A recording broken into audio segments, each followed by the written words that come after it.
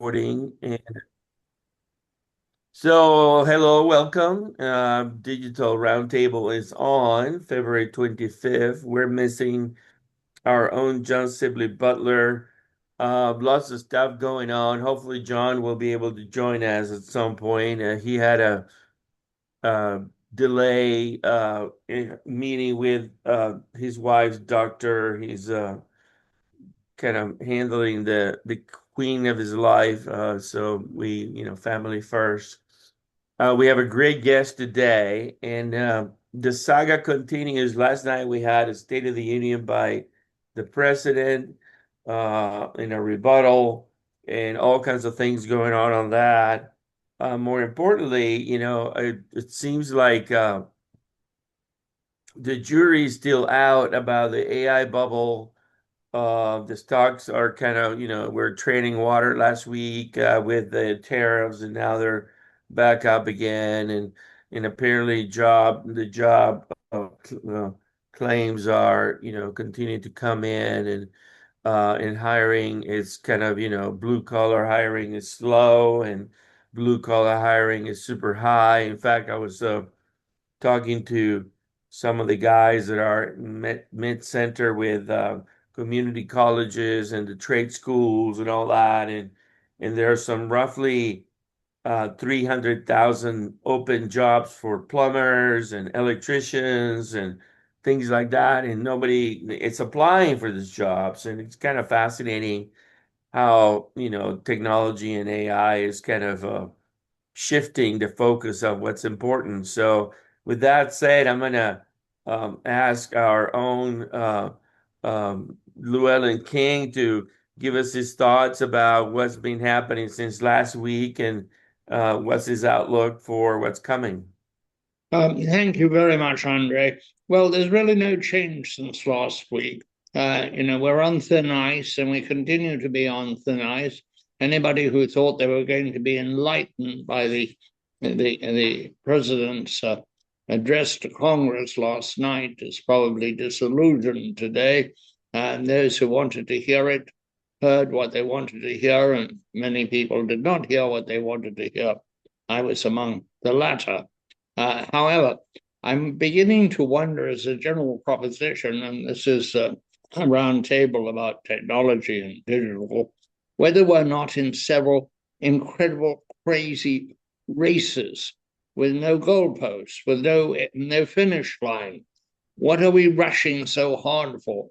We're measuring success in startups, which is an odd way to measure success.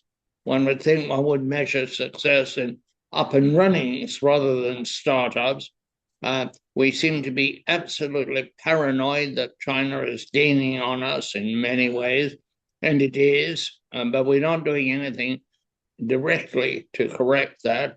We're simply deceiving ourselves. We think China is in advance, it is leading in clean energy, it is leading in automobiles and electric automobiles, and many other things. The world is changing.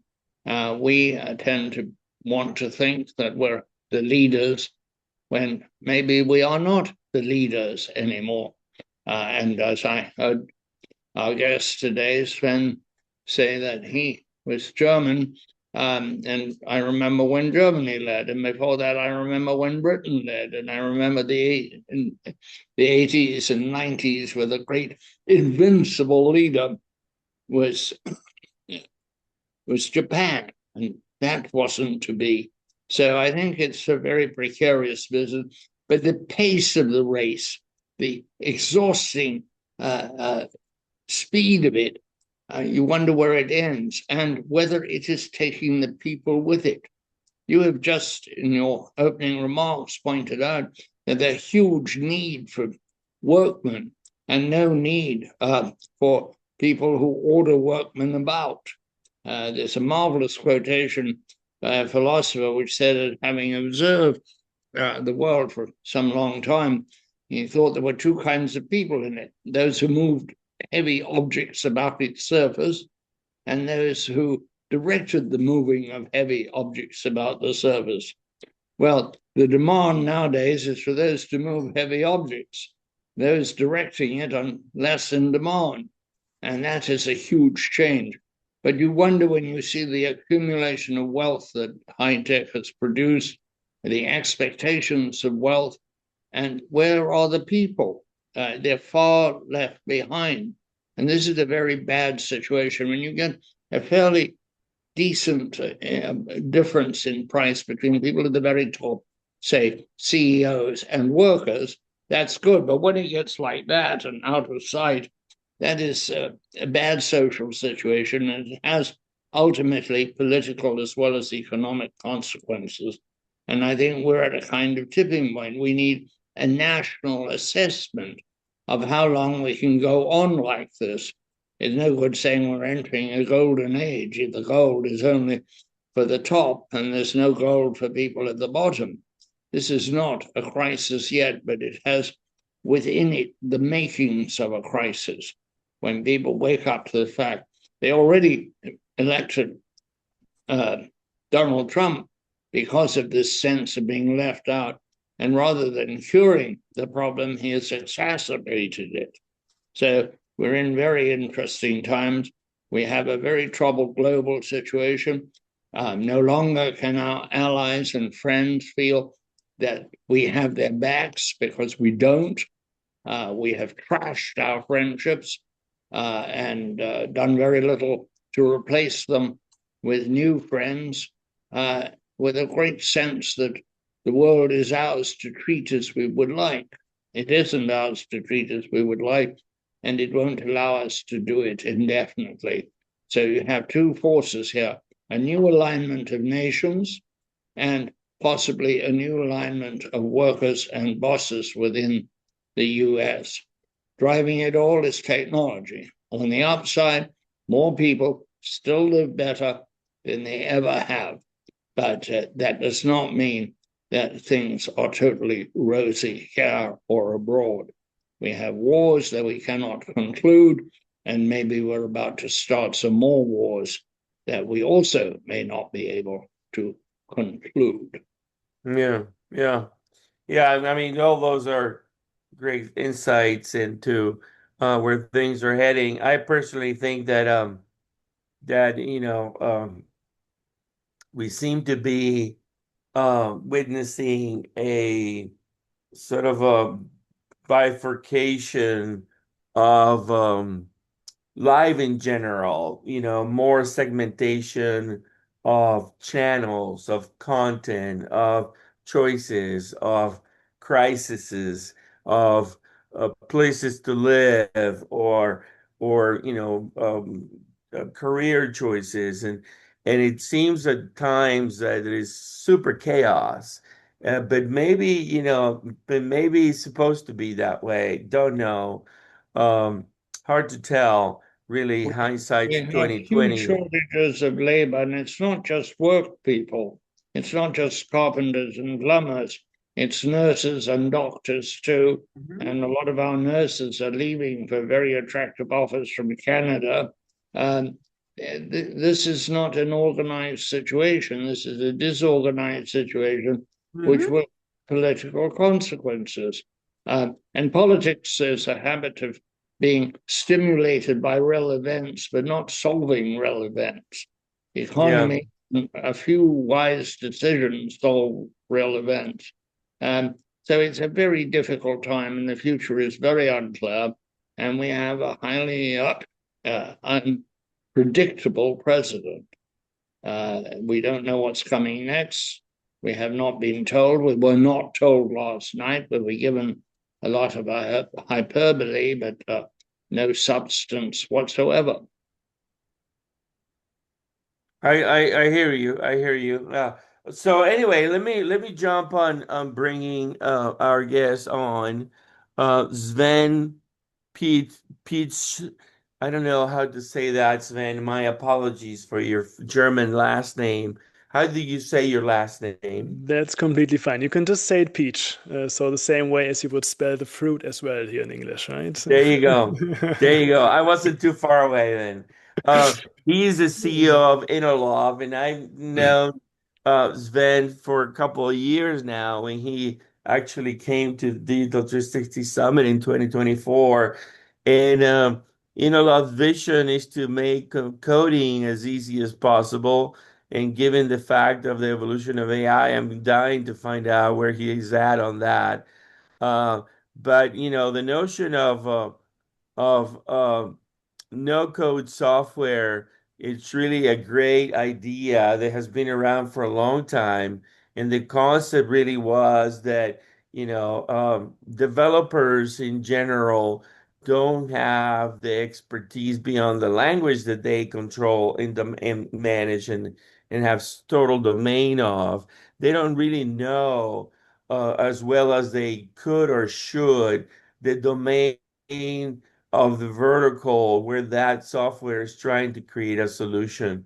And so the notion of no code software given to some business analyst or domain expert with that they can then turn around and create the perfect solution, application, what have you, for that need on that vertical as really being sort of a panacea. So Sven, where are things and how does AI play into what you're creating or enlighten us? No, definitely. Andre, thank you first for having me. Let me put this into context, taking one of the sentences, Llewellyn, that you just said. The change is driven by technology, right? And me as a German, we can definitely agree on this. Let's go back a few decades when, after the war, Germany started to build everything up again. And it was in major areas technology that drive this Wirtschaftswunder, this economy wonder, as we say in German, right? Where no one could really explain why, but everywhere all these factories actually rose again and then started to produce all these products, all this technology, right? So as you said, that you can remember times when other nations led. Probably that was maybe a time when Germany led, but we are not leading anymore, right? And the reason is at some point we forgot to further develop our technology, right? We are still in this industrial age, I would say, at least not everyone, right? But the strongest companies are still in this industrial age. While, for example, you as Americans, right, you build up all these huge tech giants ruling the internet, ruling the marketplaces, ruling any other kind of platforms, while the Germans are still producing their gears, right? So the thing is, we just missed to jump on this IT and technology AI train. And our vision and mission is to help them catching up as fast as possible, right? And you just, Andres, mentioned the no-code movement. So what do we see? We see, of course, that today with coding, a lot is possible. We also see today that with vibe coding, a lot of possible, right? So I just prompt and Google, Gemini, and all the other tools, they would just produce me the code that I need for my application. But now let's take a look into all the established companies. Let's take a look into all the cities and all the governments, all the university. There is no one to understand this code that the AI is producing, right? And as a startup, you can now say, I don't care. I just put it online and let's see what happens. But as a government, I do not know a single government, and we work with 70% of the state governments in Germany. I do not know a single government that say, hey, I just put something into Google Gemini and the code that comes out, I just publish it, right? We work with T-Mobile in Germany. I don't see any project where they just use vibe coding to bring something online. And this is where we saw this gap and say, hey, there's something off here, right? Even now we have all these technologies and AI is pushing development. The established companies, the governments, the universities, the associations, they are still not using it because they don't understand what's going on there. And that was the time where we said, hey, we need to combine AI with no code. And no code means we do not produce code for everyone, but we have little atoms, little components that are pre-built. And what AI does is we just combine these components to create especially web applications, portals, web pages. But it's not that the AI produces the code. The AI just combines pre-coded components. And this brings the security and this brings some kind of clarity to the solution that is produced. So our customers can just publish what they build with us, because also we take the we are responsible that the solutions that are built are really working and that they are secure. And this is something that vibe coding cannot deliver. And that's why we try to push this system to all the established companies, to the governments, to the universities, not so much to the startups because they know how to code. They can use the vibe coding tools, right? But the rest of the society, which still is the biggest part of economy as well, we want to enable them to use this new technologies as well. And this is why we go the way that we are going. Absolutely. Luella? That's very interesting. One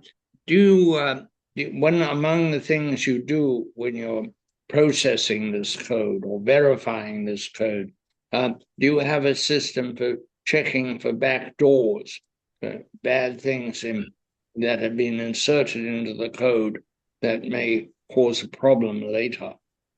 Yeah. So all the components that we develop, and we develop every 2 weeks, we publish new components to the system that then our customers can use, right?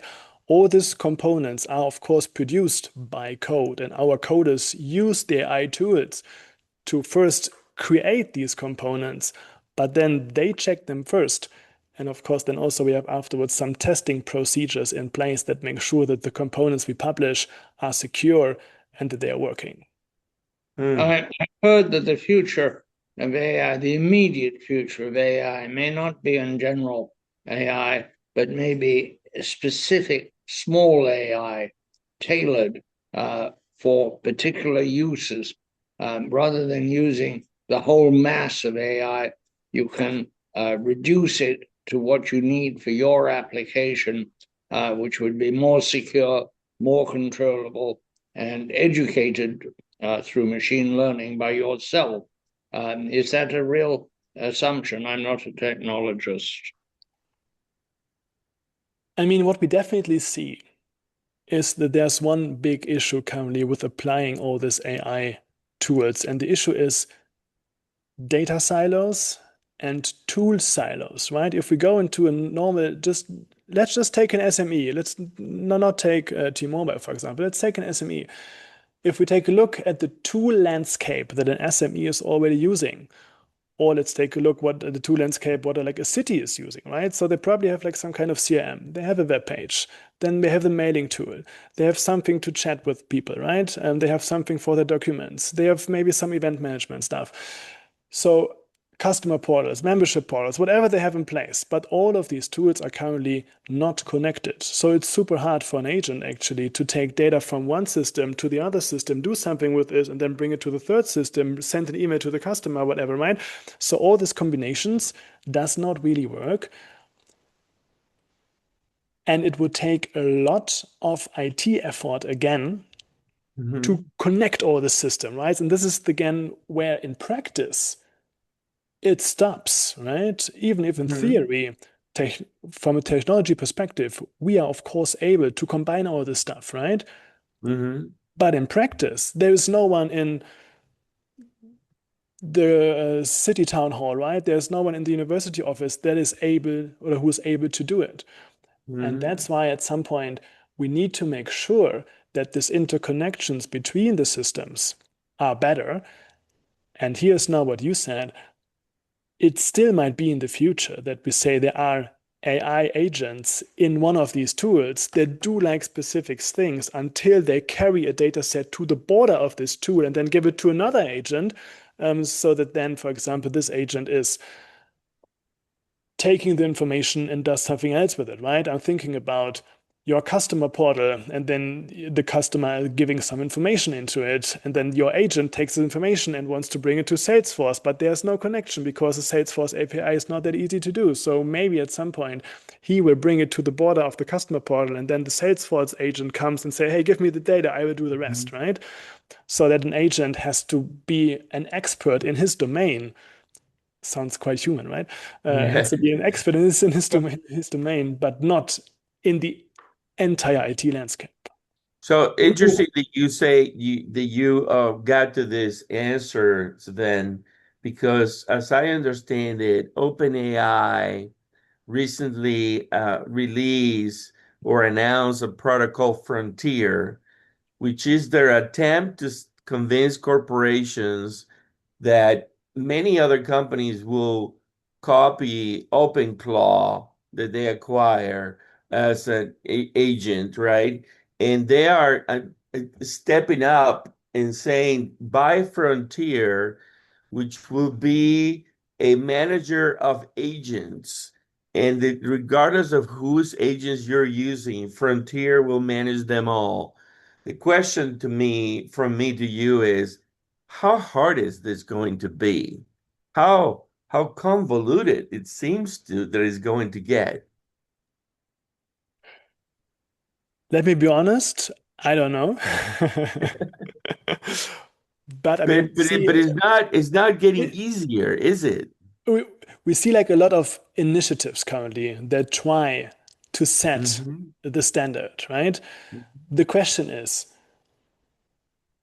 do we believe that at some point the CEOs of Google, Meta, Amazon, OpenAI, Microsoft, they all sit together and say, hey, let's agree on a common standard that we're all using, right? And then you have the SAPs, and you have the Oracles, and you have the Dells. I personally do not see it happen, to be honest. If I see all I the don't either. other, I don't either. yeah. So at some point, I think there will always be the question of how to build the interfaces, and we will just Mm-hmm. bring the challenge and the issue that we have today with standard APIs, we will bring this to the agent time as well. And probably we can hope that they're going to be this one standard. But if we just see what happens in the past, there was no one really say, okay, we are now the ones setting the standard. So good question. I cannot answer it, but we are monitoring the situation quite closely. Yeah. Sven, most of our big tech companies have been individually inspired. Google, Facebook, Microsoft. And I'm wondering, and have wondered for some time now, why this happened in America and didn't happen in Europe. Europe has always been so creative in every possible imaginable way. What happened? How did Europe fall asleep at that switch? We have very fine universities and very brilliant minds in Europe, as we do in the United States. How is it Europe missed this bus? That is a perfect question. And also, this question I cannot answer. The thing is, I'm reading currently even a book, a German book. Um, it's called Systemversagen, so in English, like the fall of a system, right? If you put this word by word. And it also discusses the question, why is it as it is, right? Why are the Americans the one that lead while the Europeans, let's maybe just talk about the Germans, are following behind? Not even talking about what the Chinese do and what the Indians do, right? But definitely not the Germans. One answer that this book is giving is that apparently, and you probably know better than I, the birth hour when this tech wonder in America happens was when your military and your government invested in all these chips in the what is now Silicon Valley, right? And from this initial investment, there was this flower rising every decade, right? There have been like more technical stuff, more tech stuff, while the Germans still tried to improve their car motor, right? And to get like the last percentage of efficiency out of the gas burning, while they Mm-hmm. did not realize that the world already left the industrial age, right? And entered the IT age or the tech age, or however you want to call it. And by the time they realized that there's something new going on, you guys have been already like decades ahead, right? With all the billions that have been put into. And then, of course, also with the creative mindset you have, right? Seems to be like that at some point, the people, especially in Silicon Valley, but probably all over America, had like this motivation to build something new, the same motivation that the German had after the war, right? But it was like 30, 40 years earlier. And so at Mhm. some point, we lost this motivation. Maybe because we got too rich, we got too much. Hmm. There was no driver anymore, right?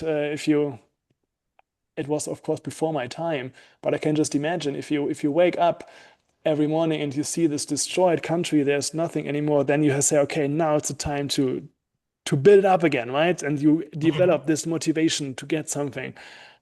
I was studying 1 year in Beijing, 2014. Um, and I also saw this motivation of the people there to say, hey, I want to build something up, right? I want to reach something. I want to come to a better today, like to a better tomorrow than we have it today. Mhm. And there must be a combination of reasons, but I guess this motivation is one reason. The initial investment is a second reason. Yeah, maybe then there's also culture, right? The Germans are still quite shy, quite cautious when it comes to new technologies. There's AI coming, the first thing that a German does, is it secure? While the American probably say, oh, nice, what can I build with it, right? So there's like a different way how we approach things, which apparently did not have been the same way today as it was maybe 30 years ago. But at least today, the European is cautiousness a word in English? I don't know, but you know what I mean, right? The Europeans are very very cautious, while the Americans and probably also the Chinese have this motivation to build something. Yeah, I think that you said you didn't know the answer. I think it's a brilliant explanation. I think you're absolutely right. You said it so well. Um, So, Maybe. so Sven, let me give us some perspective on your journey here. How many clients? How many companies? What is the uptake, the adoption of what you're providing to the marketplace? Yeah. So what's our journey? It took us a long time actually to set everything up until we had the visa in place, until we had the bank account, until we had the formation of the company, until I got our SSN, until we got the driver license. So all the stuff that you have to do if you come to a new country, right? Hmm. While I have been totally impressed about the easiness of set up a company, I could even do this from the couch in Düsseldorf, right back in Germany.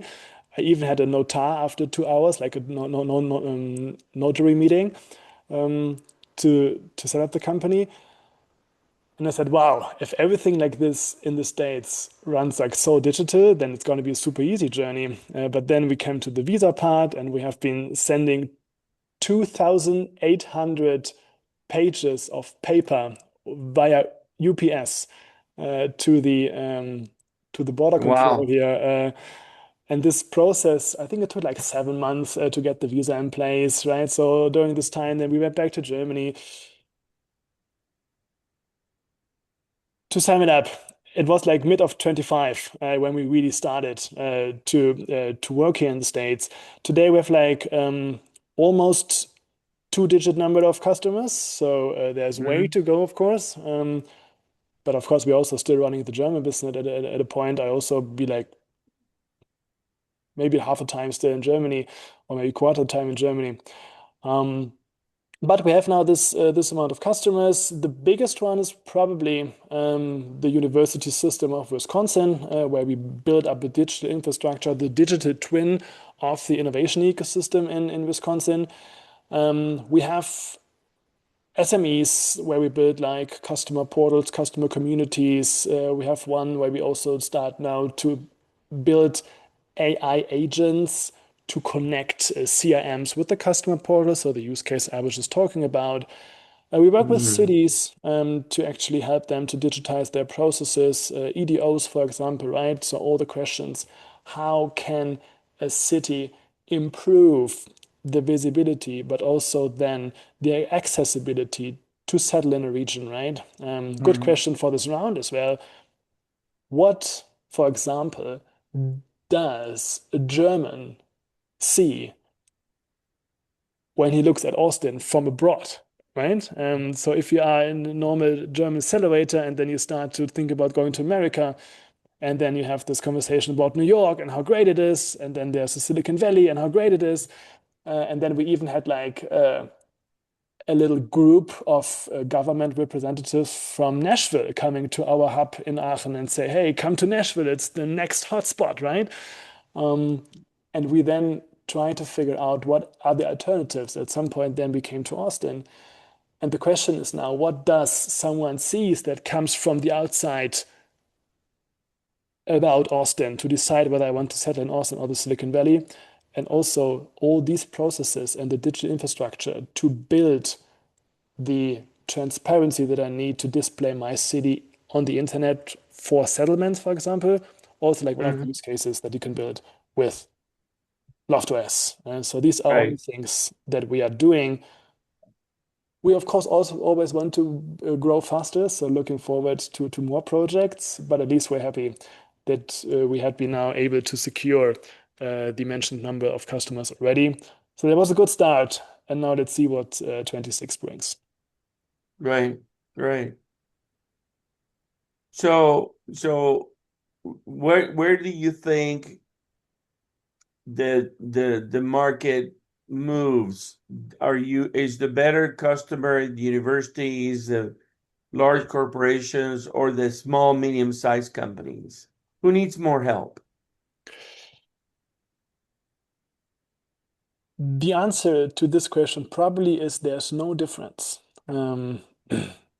Because what we see is there are different stages of how digital an organization is. What we do we call it 1.0 if you work with pen and paper. And we call it 5.0 if everything that you do is run by AI agents, right? And the organizations that we have are somewhere in between, right? So 2.0, 3.0, 4.0, whatever. But if you ask nowadays, hey, do you think that AI agents will have an impact on your organization? How your university works, how your government works, or how your sales department works? All of the three mentioned customer types will say, yes, it will have an impact, right? That's good. And that's the reason why we say we work currently with all of the different types to make sure that we help them to climb the ladder, right? To make sure that they maybe come from 2.0 to 4.0, or maybe at some point even to 5.0. All of the organizations need to adjust and need to develop if they want to survive the next, let's maybe say 10 years, right? And that's why we said it's important for all the organizations to make sure that they start to think about how will their model works in a completely digitized world.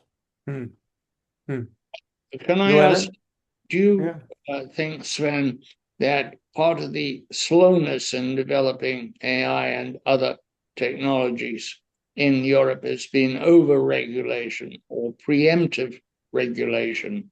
A lot of the tech companies here complain about European regulation, but there's a big feeling here that we need to regulate AI and put up some guidelines, which we haven't done. There's several bills in Congress, but it hasn't actually happened. The Economist magazine says that Britain is totally stymied. It cannot move because of regulations about everything, high tech and others, and that they desperately need to cut some of their regulatory burden. Do you think that is a factor in this disparate rate of development between the US and Europe? It might be a factor, but I think it's a small factor. I tell you a story. My favorite bakery in Germany, right? I go there then when I was in Germany, I normally went there every Sunday. And I always had to bring cash because they would not accept any kind of digital payment, not even a credit card, right? So there was no reason for me to have cash, but if I want to go to the bakery, I had to bring cash. And if I forgot the cash, I went there and said, oh, I want to pay with card. And they say, oh, sorry, it doesn't work. So I left without buying something, right? What I want to say here, maybe regulation and the government plays a part, but it is the task of every one of us, of every business out there, to make sure that it stays maybe not ahead of technology, but somehow goes with technology, right? And there's no reason, there's no government telling this bakery that they are not allowed to offer digital payments, right? So we see that a lot of people, businesses, organizations, they just sleep. Second story, if you we have the time, right? Second story, there's one very, very big bank in Germany. I don't know the name, but it has a blue logo. You know the bank I'm talking about. I was a CEO of another company during my university time that I managed for a few professors. At some point, I had to close the bank account. I had to cancel it, right? So I went on the phone, said, hey, there's this bank account, I have to close it. And they said, oh, fine, I noted here, thank you, please send an email, blah, blah, blah. And then they said, but to really close it, you have to go to one of the stores of the bank and have to sign in person. But they said, hey, it's not a big deal. I have everything in my system already. You just go to any kind of store and you say you want to give the signature and you can just sign it. So I went to the store close to my home and said, hey, here I am. I want to close this bank account. It's in your system. The women turned around, went to one of the desks and started to grab like a folder of papers. And she was for 5 minutes going through the papers and came back and said, no, sorry, there is nothing in my system. And I said, there's a computer. Take a look at the computer. Oh, that's a good hint.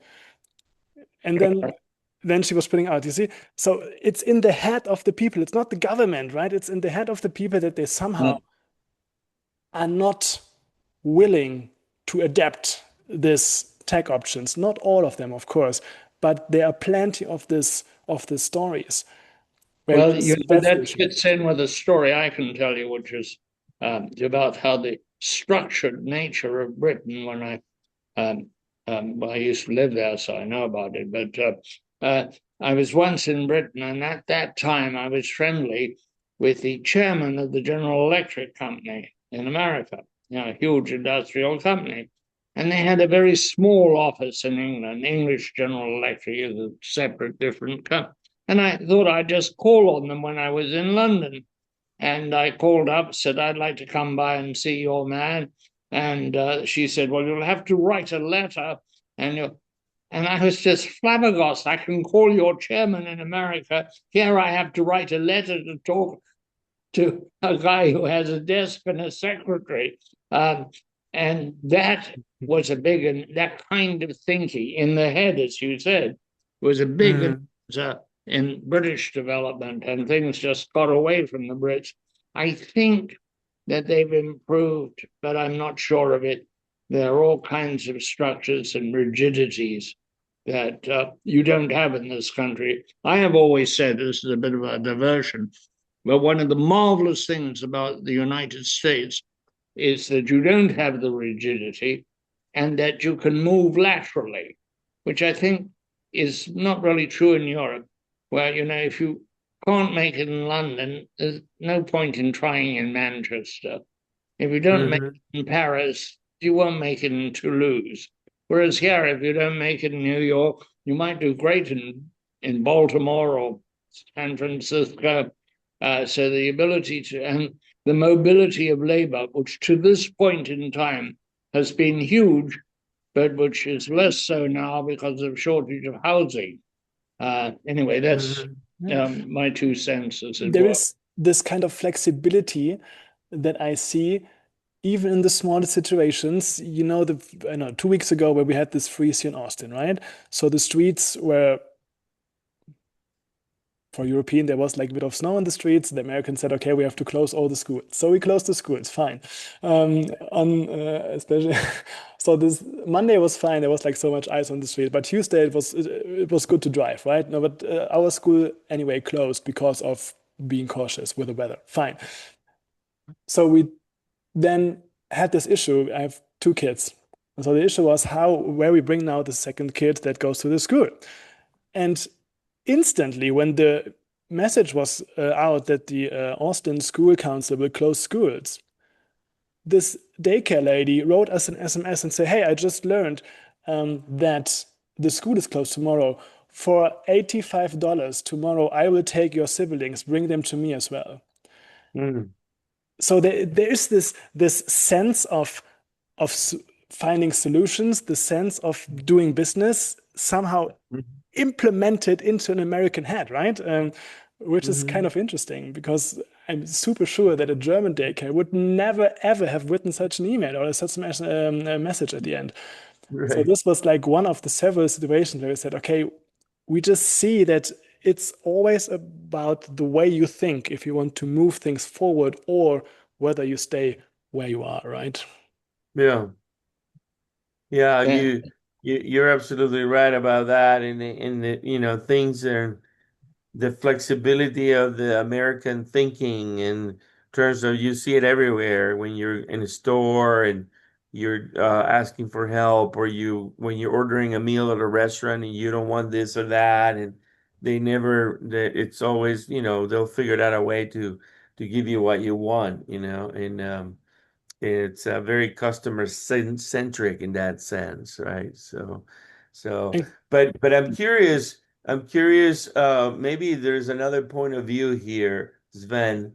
Um, how do you see the no code culture penetrating children?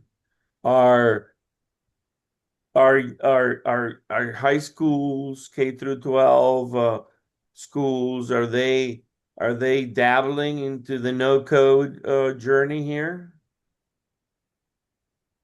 not that I see, Mm-hmm. but we are dealing with established organizations. So normally we work with people that are decades out of school, right? The question how schools handle it, I don't know. I mean, we see like a lot, right? That the young kids are into the TikTok and into doing videos, social media, and all the stuff. So they adapt probably technology quite faster than even I did when I went to school. There was not even Facebook, right? Sure. So we see this change. I think I got my first smartphone when I was like 15 or 16. I don't know whether there's a 12-year-old today that doesn't have a smartphone. Probably not. Mhm. So that's the difference. So probably the kids already grow up with all this technology. But for our work, especially the no code, I don't know, maybe too early. Probably it Mhm. comes later when, yeah, there is some kind of business Mhm. attachment. Need. Yeah. Yeah. Gotcha. Llewellyn? I find all this totally fascinating. I have a sense, though, that things are changing, that this very conversation is indicative of the change. As they say, if you have a problem, you can't start fixing it until you recognize it. And Europe seems to be. I was just at a conference, the Jean Monnet Society outside of Paris, and the sense of change was quite considerable. These were all uh, former or current members of the European Parliament. The conference is organized by the European Parliament, not by the Commission, and some have been involved with the Commission from all over Europe, about 21 countries. And I found this a new departure, much greater. Years ago, I was involved with the Western European Union, rather badly named, which was a shadow defense organization that actually never did much. Had some wonderful meetings and great lunches, but they reflagged some ships in the Red Sea, and that was about it. But that was a time of great rigidity, and we can't do this and we can't do that. And, the Finnish may not like this, or the Belgians won't allow for that. That seems to have gone. Do you think we're going to see going forward a greater sense of European identity and commonality? We've been through Maastricht, we've had the Maastricht effect, which seems to have worn off. There seems to be a greater, especially since Brexit, sense of individual countries rather than a collection of countries, a confederation, if you will, of countries. Yeah, I think in general, what we can say is that unions, associations seem to have a hard time nowadays, right? As members are easy with putting it in question whether they need this kind of society, whether they need this kind of cooperation, right? I'm not in the position to judge, but I guess that all this situation that currently happens, like also like between America and Europe, definitely wakes up a few of the leaders and saying, hey, probably we need to do something here, because definitely true that they just rely on the USA force, right? Like the US strength. And now they start to realize we have to do something for our own, again, in our own interest, because maybe at some point we are the only one that can defend us, can develop us, can push us forward, right? So maybe the current situation is a starting point that they see, okay, we have also to take care about ourselves. But let's see how this develops then in the next years. My grandma said, everything that happens happens for something good. So let's see what the good is in this thing. Good on your grandmother. Yeah, She's not there anymore, but yeah. absolutely, absolutely. Sven, real curious, when you are developing your business and you need to look at you're building an ecosystem and partnerships, how much of a role do you see your relationship or your success depending on the right partnership with a Microsoft, with a Google, with an Amazon, with a OpenAI, with a Anthropic?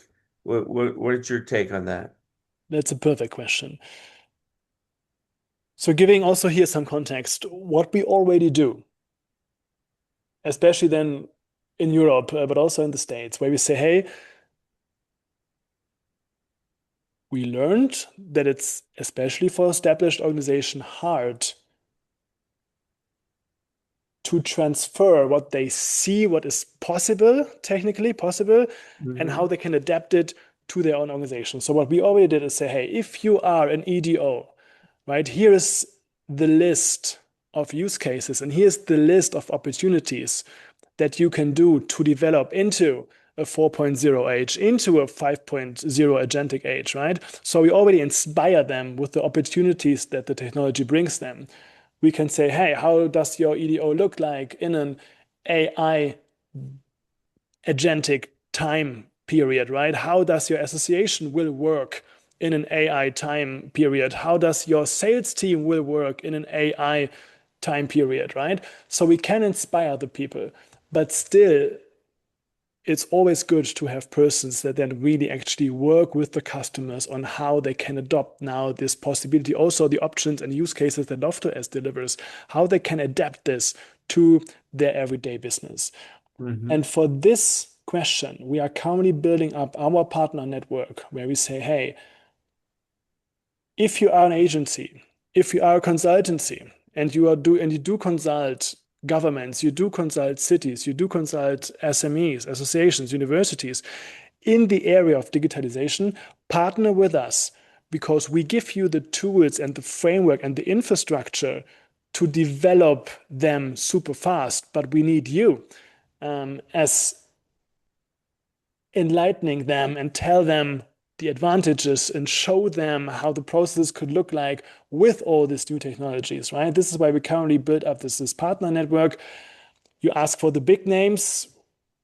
Currently, we have no contacts to the big names, but we do have first contacts now to software providers. We do have contacts now to agencies and consultancies.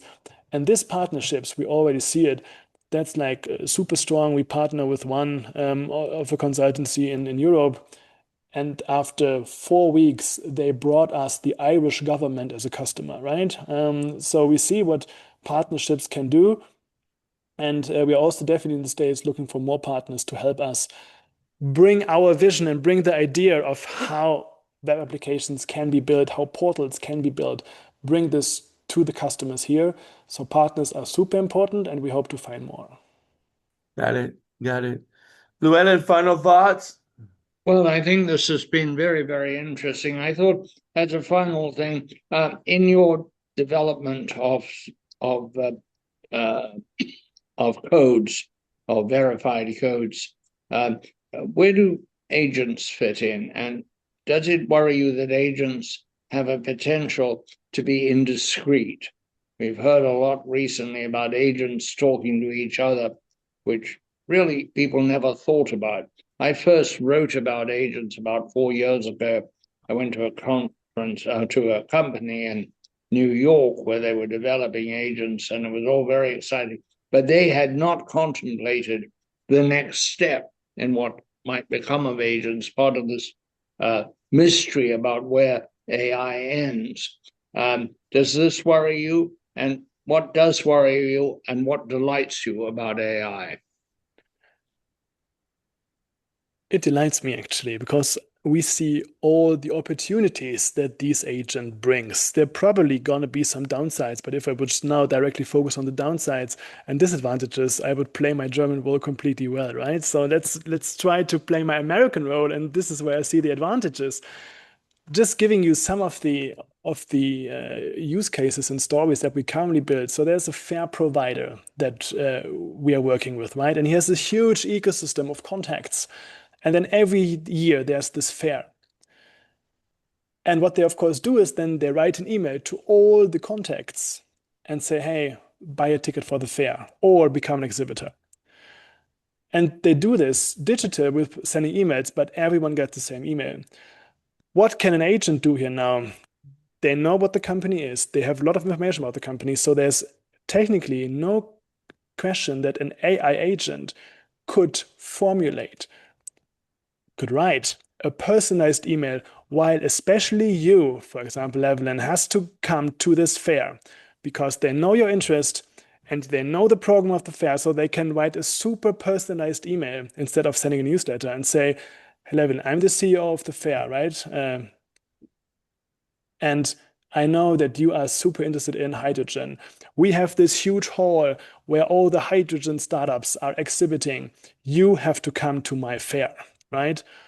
Or let's bring it to a sales perspective, saying you have an agent, and we have this also in place with a partner, that goes through all the press releases and goes through all the LinkedIn posts to figure out what the company is currently doing.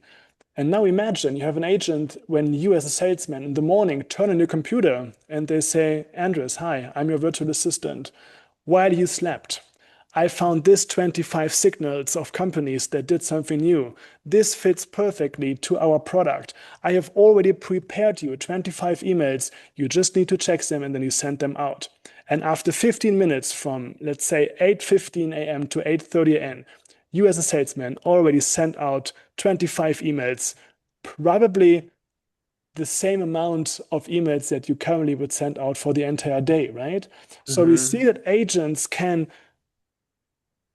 make you as a human so much more productive without replacing you, right? We still would want the salesman to check all the emails. I follow.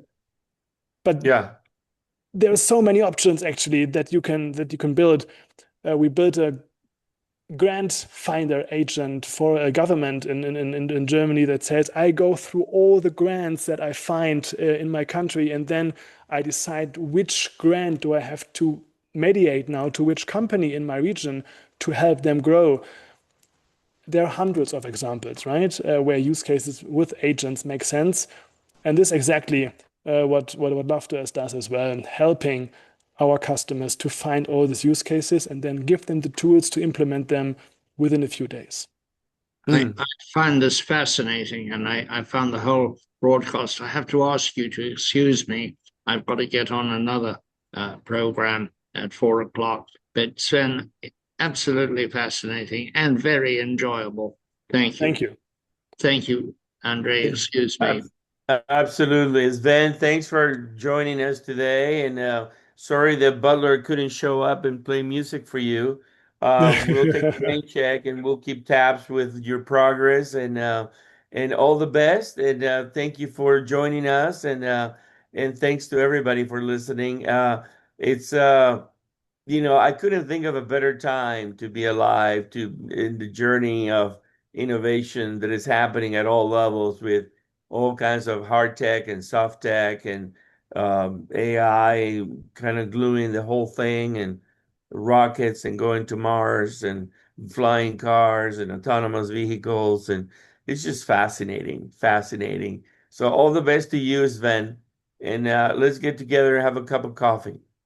Thank you so much for having me, and let me know if you do the Digital 360 Summit this year again. I will join the summit for sure.